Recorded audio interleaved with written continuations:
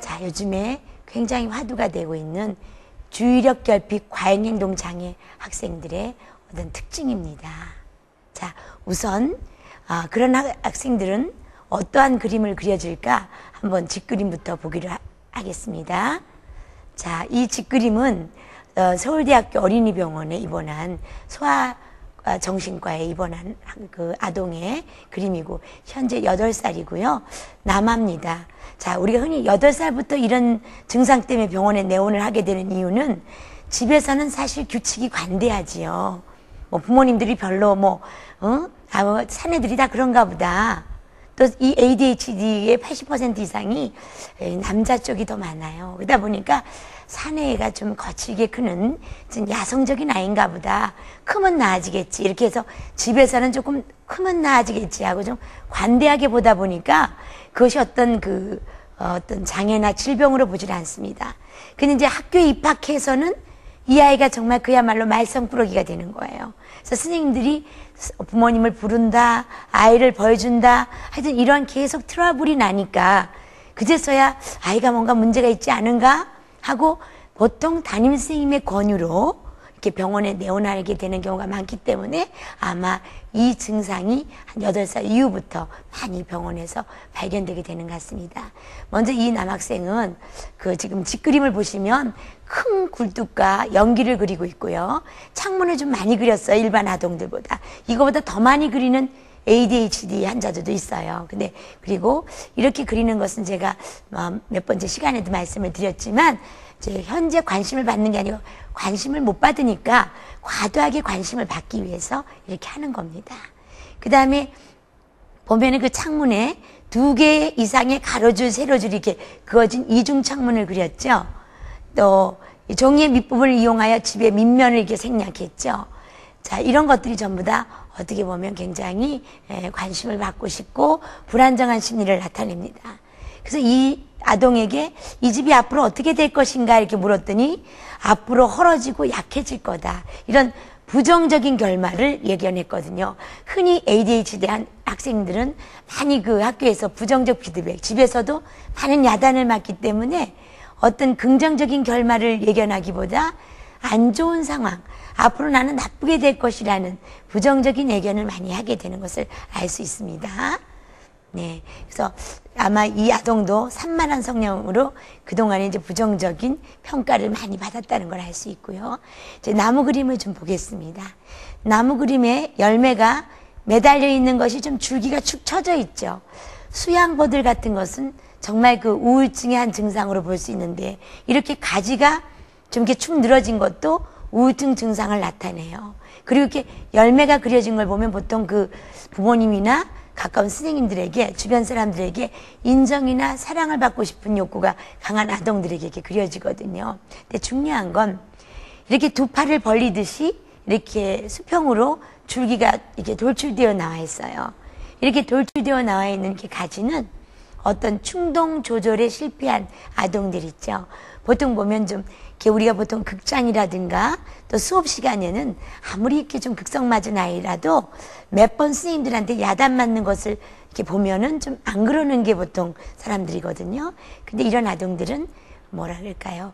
본인의 마음은 안 그래야지 하는데 어느새 행동은 이미 그러지 말아야 될 행동을 하고 있는 겁니다.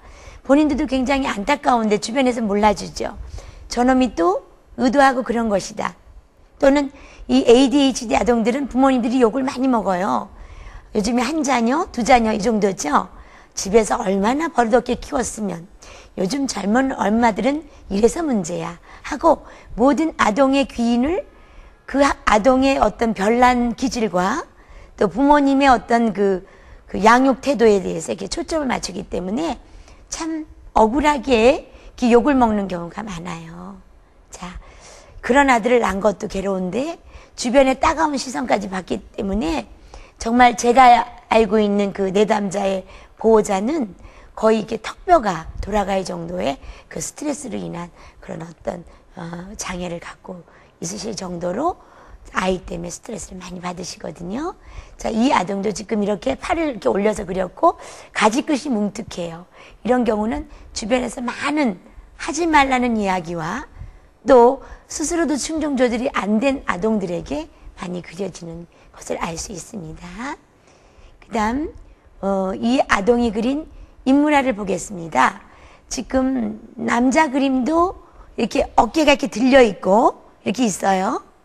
자, 나중에 보시면 여자아이도 이렇게 여자아이 그림도 이렇게 들려 있거든요.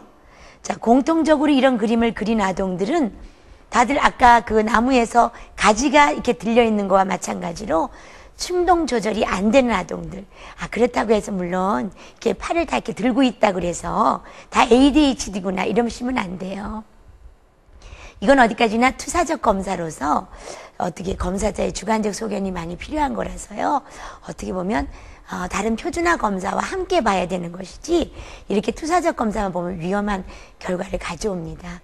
간혹 정서적으로 불안한 아동이 자기의 불안을 감소시키기 위해서 또 어떤 일정 기간 동안 이렇게 충동 조절이 안 되기 때문에 그림만 보고 너는 그러면 주의력 결핍 과잉행동 환자구나 그러시면 안 되는 거예요. 자, 이 아이는 이미 표준화 검사에서도 그 충동 조절이 안 된다고 나와 있기 때문에 제가 그에 연관시켜서 어떻게 보면은 이렇게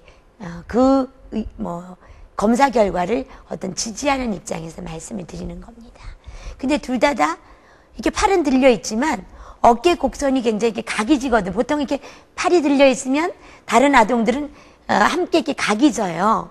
정서적으로 많이 이렇게 좋은 긍정적 피드백을 못 받은 아동들은 아무래도 다른 사람에게 대해서 이렇게 부정적이지 않겠습니까?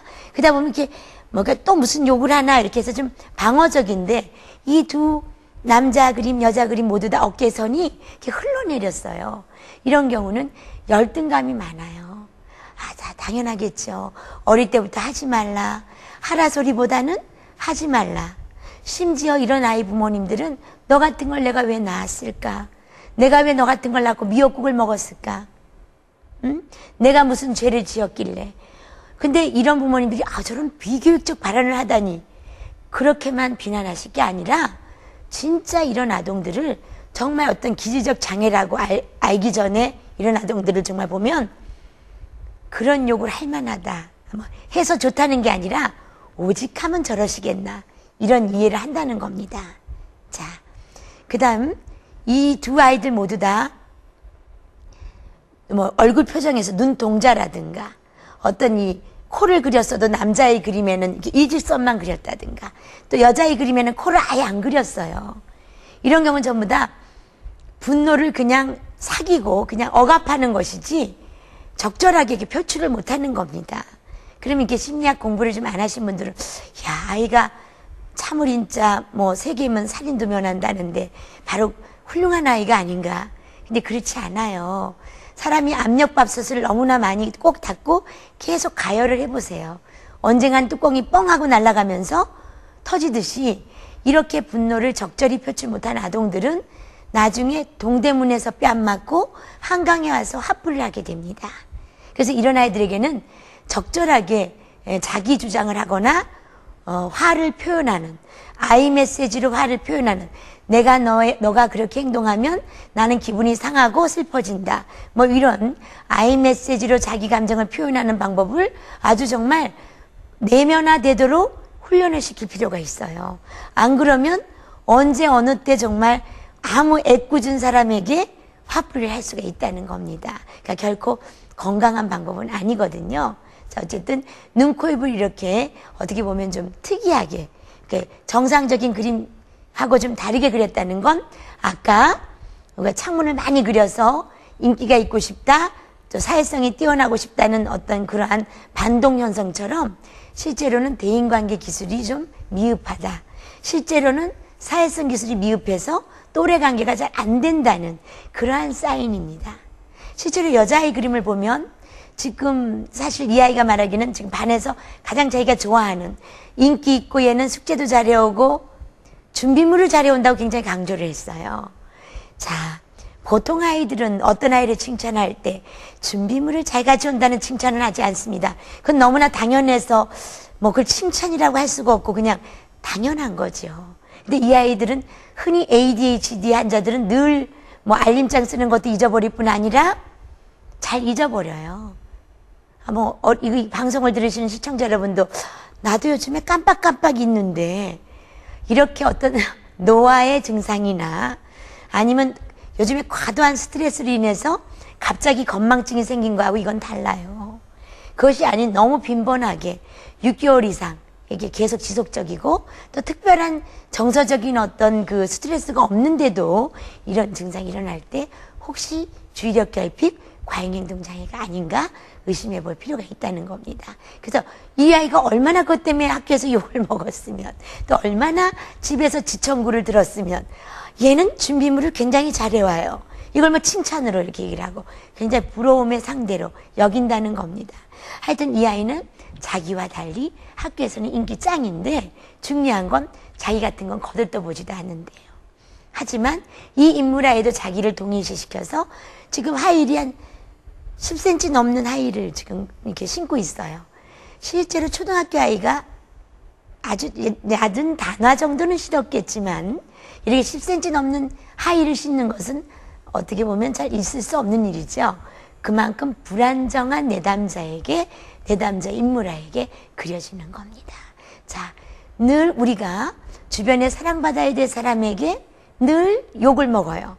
하지 마라. 넌 도대체 어떻게 되어 먹은 놈이냐. 그런데 어떻게 이 아이가 어떻게 보면 불안하지 않을 수가 있겠습니까?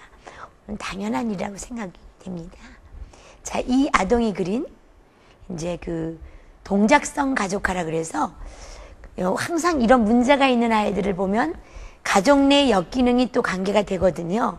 물론 ADHD 환자들은 꼭 그 가족 내 문제 때문에 그렇게 되는 건 아니지만 혹시나 이게 병원에 가면 의사들이 가족 내 역기능 때문에 즉 정서적으로 아이에게 너무나 그 방임하거나 또는 지나친 과도한 어떻게 보면 그 애정을 과도하게 이렇게 해서 아이로 하여금 스트레스를 줘서 그런 것이 아닌가 해서 반드시 가족 내 역기능을 검사하는 방법의 한 가지로 KFD라고 동작성 가족화 검사를 하거든요.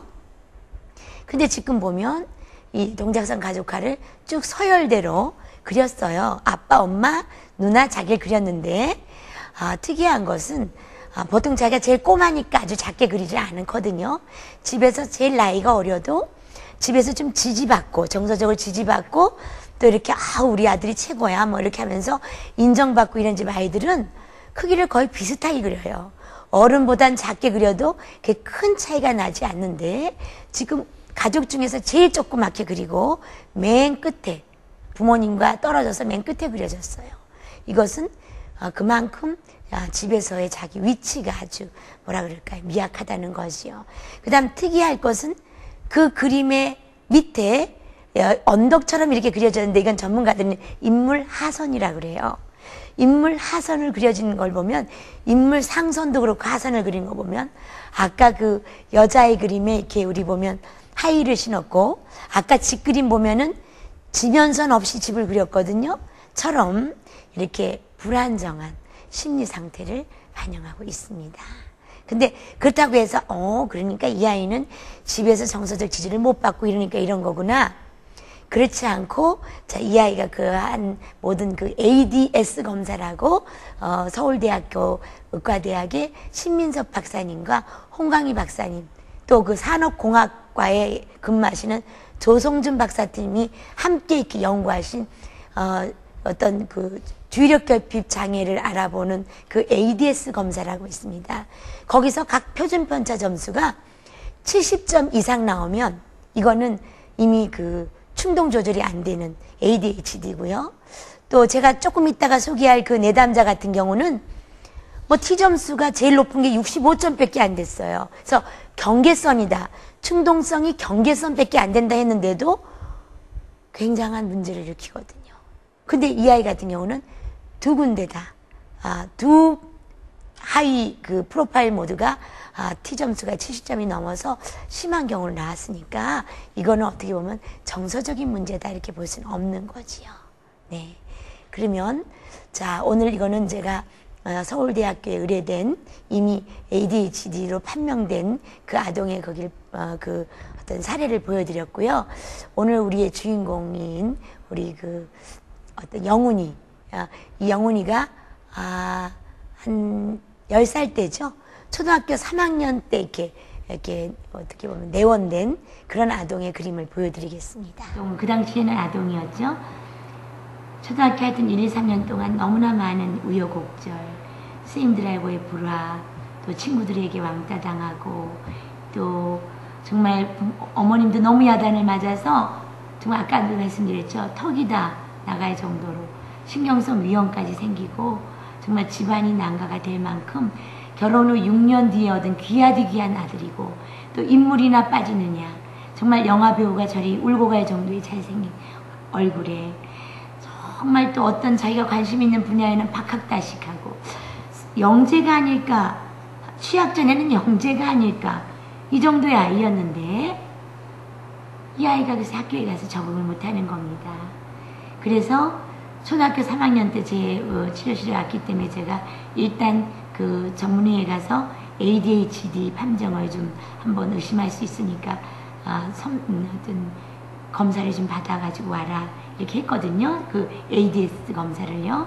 그랬더니 심한 건 아니고 한 충동성이 65점이었고 IQ도 굉장히 높았어요. 앞전에 보여준 아이도 IQ가 137이나 될 정도로 고지능 ADHD입니다. 이 아이도 웩슬로 지능 검사에서 111이었어요. 2002년도에. 그러니까 얘가 초등학교 3학년 때. 현재는 중학교 1학년이거든요. 근데 중학교 1학년 들어가기 전에 대안학교를 보내야 될까 알아보기 위해서 초등학교 6학년 때 검사한 IQ에서도 굉장히 그 높은 IQ가 나왔어요. 그 정도는 뭐 사실 정상아동이라면 뭐 요즘 흔히 말하는 서울에 있는 유수대학을 지원해도 뭐 전혀 손색이 없을 만한 지능을 가지고 있는 아이인데 전두엽 기흉장애로 나왔거든요. 사실 그 ADHD는 그 전두엽 앞에 있는 망상체라는 곳이 헐거워서 어떤 주의 집중을 못하는 겁니다. 그리고 어떤 추론을 못해요. 과거의 경험에서 오늘을 못 배우는 거죠. 내가 이런 행동을 하면 앞으로 어떤 일이 일어날 거다는 생각을 채 못한다고 합니다. 자, 지금은 이 학생이죠. 아동에서 이 학생이 그린 중학교 1학년 때 그린 직그림을 보겠습니다. 창문이 얼마나 많으냐면요. 지붕에도 일단 5개의 창문과 옆 사이드 창문이 2개가 나와 있어요. 그 다음 벽에도요. 12개 정도가 11개가 나와 있고, 또 옆에 사이드 창문이 양쪽으로 6개가 나와 있어요. 이렇게 과도하게 많은 창문을 그린 아이들은 자폐아에게도 많이 이렇게 나는데 그만큼 세상과 소통하고 싶고 친구들에게 인기 있고 싶고 선생님과 부모님에게 사랑받고 싶어 해요. 정말 간절히. 그런데 어떻게 해야 될지 모르는 거예요. 그리고 사람들이 싫어하는 방법을 하지 말아야지 하는데 몸은 먼저 나가 있어요. 그래서 늘 말썽꾸러기죠. 자, 그러다 보니까 본인이 그런 걸 과잉 보상하고 싶어서 이렇게 그리는 겁니다. 그 다음 나무 그림도 보면 이 아이가 지금 굉장히 사실 초등학교 때 그림을 제가 지금 안 가지고 있어서 그런데 처음에 나무 그림 받았을 때 굉장히 깜짝 놀랐어요. 얘가 사실 한 4년 뒤에 다시 우리 클리닉에 온 거거든요. 지금 중학교 들어가서 그때보단 덜하지만 아직도 이렇게 적응이 안 돼서 대안학교를 보낼까 심사숙고할 정도라서 그 초등학교 때 왔을 때는 부모님도 이 아이가 ADHD인지 모르고 학교에서 맞죠. 집에서 때리죠. 소나무 분재, 그러니까 분재 아시죠? 분재인데 그 소나무가 철사로 칭칭 감겨있는, 사실 그래서 우리나라 전통적인 식물 키우는 거 좋아하시는 분들은 좀 일본의 분재 키우는 분들을 좀 공격하는 말씀을 하시죠. 비자연적이다. 어떤 뭐 생명 프로그램에 거슬리는 거다. 이게 공격하시는 분도 있지 않습니까? 그 이유는 너무나 정말 어떻게 보면 자연스럽게 못 자라게 하고 그렇게 하는 것을 좀 이렇게 공격하는데, 어쨌든 이 아이가 그런 분재를 그렸다는 것은 너무 많이 자기 기질대로 자기 색깔대로 크지 못하게 하고 정말 많이 고난을 받았다는 겁니다. 자기가 무슨 예수님도 아닌데 가시면류감처럼 가시로 그렇게 칭칭 됐고 소나무 분재라고 얘기를 했어요. 보통은 이런 환자가 아니더라도 엄격한 부모 밑에 키운 큰 아이들이 화분에 이렇게 담아진 나무를 그리거든요. 그럼 그만큼 성장의 한계가 있는 거죠. 우리가 너 뭐 오른쪽으로만 가 또는 뭐 SBS 채널만 봐, 그런 것은 그 아이에게 그만큼 성장 잠재력을 어떻게 보면 이렇게 막는 거거든요. 그래서 지금 이 아이 보면 그러다 보니까 지금 나무 그림 보면요, 지금 열매가 다 밖으로 나왔어요. 이렇게 많은 열매는 아까 사랑받고 싶고 뭐랄까 이게 인정받고 싶다 그런 걸 그랬죠. 그게 또 팔이 또 밖으로 나왔어요. 아직도 이 아이가 3년 뒤에 검사한 검사에는 이제 모든 게 ADS 검사에서는 이제 ADHD는 없어졌다 그랬어요.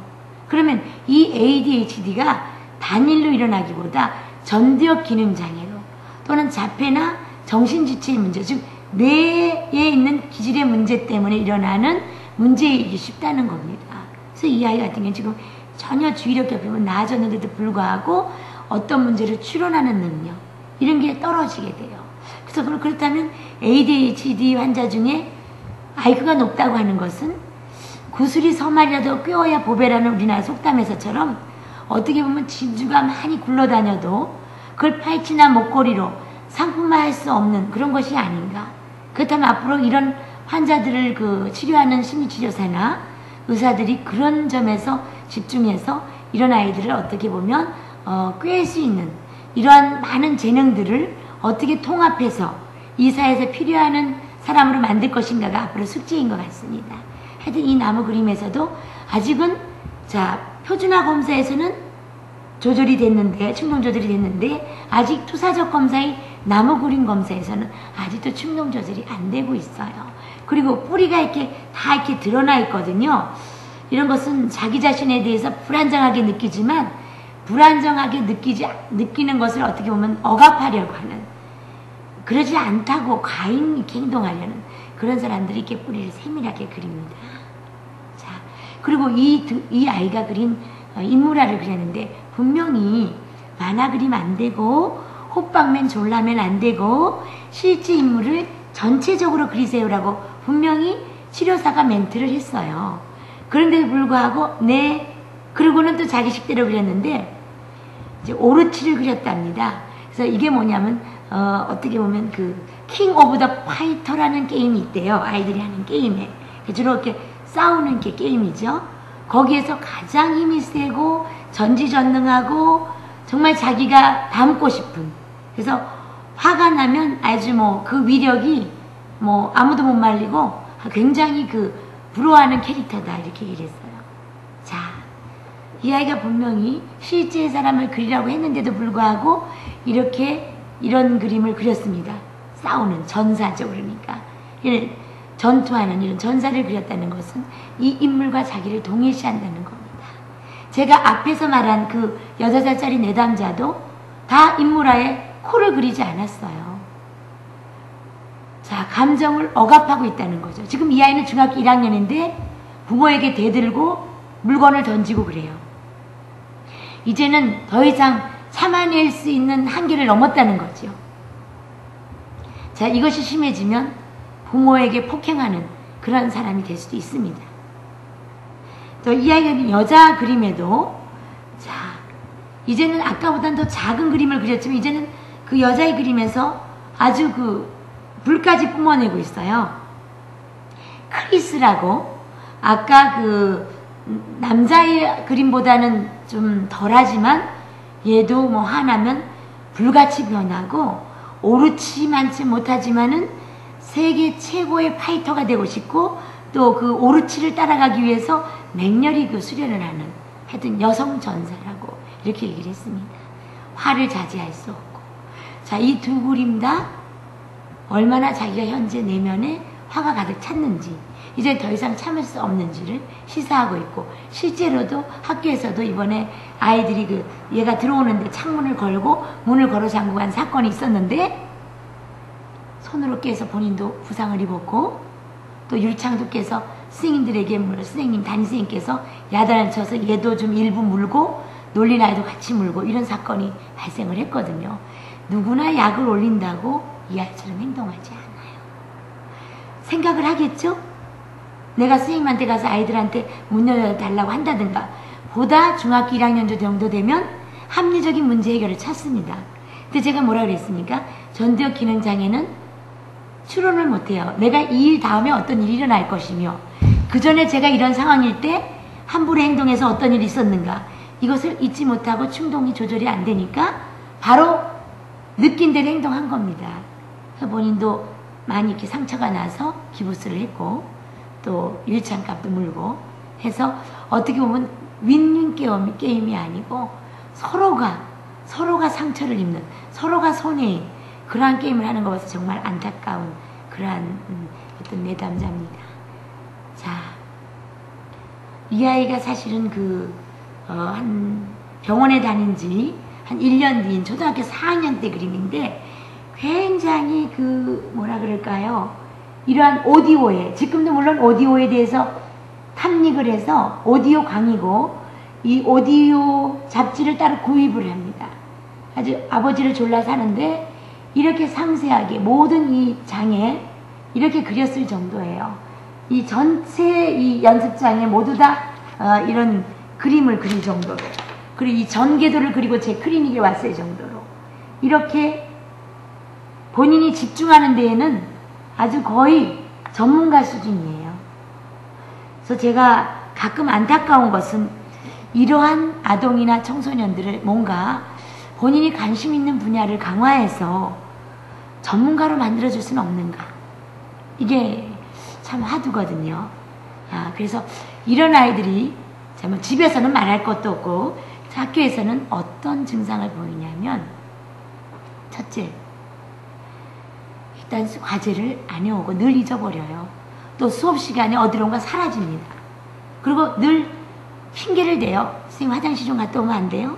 이게 어쩌다가 아니라 실제로 너무나 앉아있는 게 그 아이들은 고역입니다. 같은 자리에.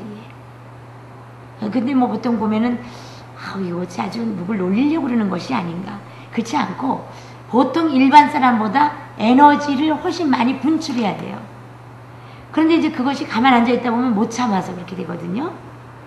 그리고 이제 물론 뭐 숙제도 잘 안 해가지고 잊어버리니까 이렇게 되고 또 느끼는 대로 행동을 하기 때문에 늘 보면 학교에서 이렇게 말썽꾸러기로 비춰집니다. 학교의 규율을 어기는 것은 물론이고요.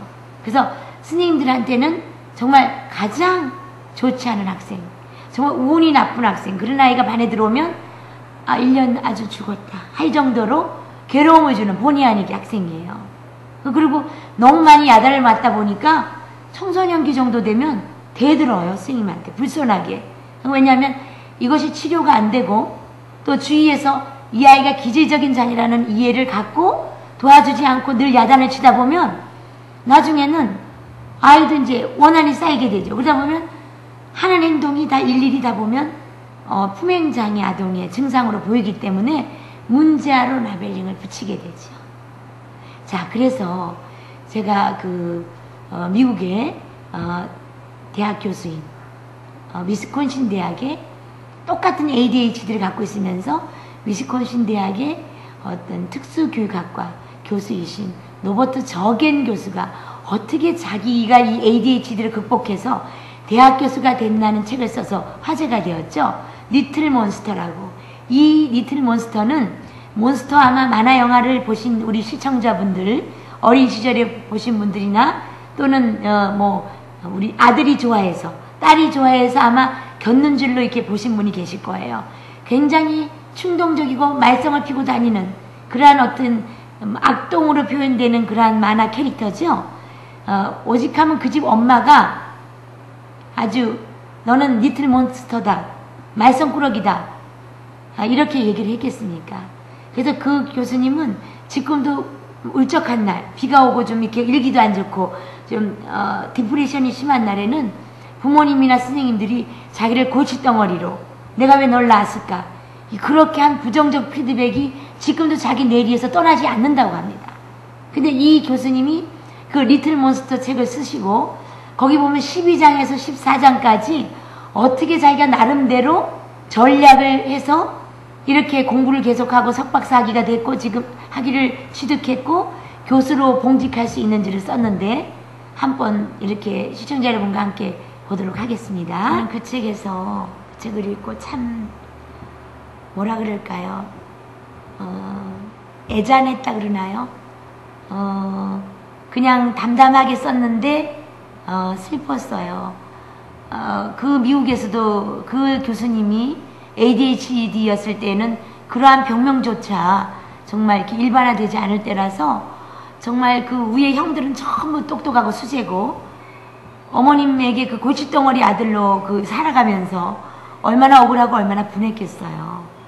그래서 나름대로 자기가 그 살아남기 위해서 정말 그 적응하기 위해서 이 방법 저 방법을 써놓은 것을 이렇게 담담하게 쓰긴 했지만 그걸 보면서 정말 뭐라 그럴까요? 한 인간이 이해받지 못한 사회에 태어나서 처절하게 적응하기 위해서 애쓴 것을 보면 정말 눈물이 안 나올 수가 없는 정말 그런 전략들이었어요.